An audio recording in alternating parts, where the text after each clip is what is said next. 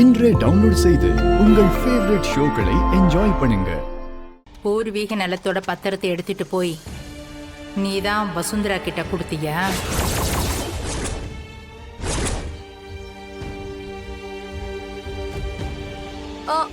ஐயோ அத்தை,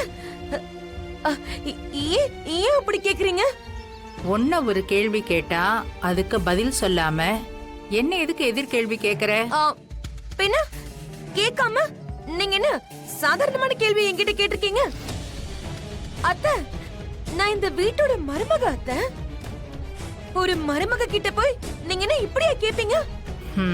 ஏன் அத்தை, இதே கேள்விய நீங்க ஜானகி அக்கா கிட்ட கேப்பீங்களா? நான் சந்தேகப்படுற அளவுக்கு ஜானகி ஒண்ணு அப்படி நடந்துக்கலையே.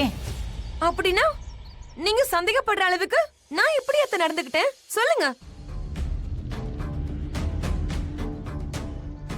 எனக்கு உன் மேல சந்தேகம் இருக்கு, அதனாலதான் கேக்குறேன்.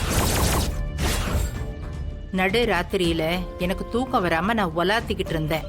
அப்போ ரகுராம் ஜானகி ரூம்ல இருந்து நீ வெளியே வந்ததை நான் பார்த்தேன். நீயும் என்ன பார்த்த.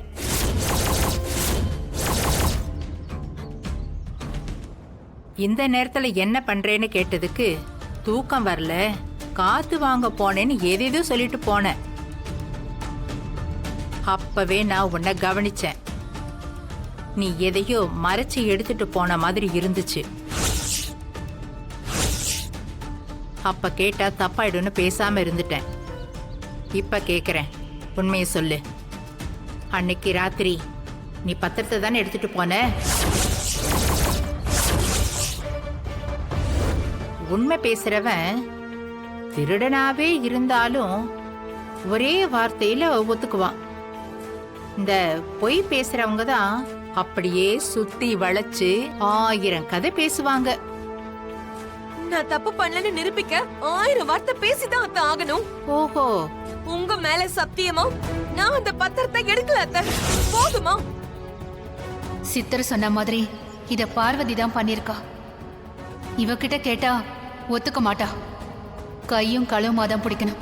பிடிக்கிறேன் அத்தை, என்னை இதோட விட்டுருங்க.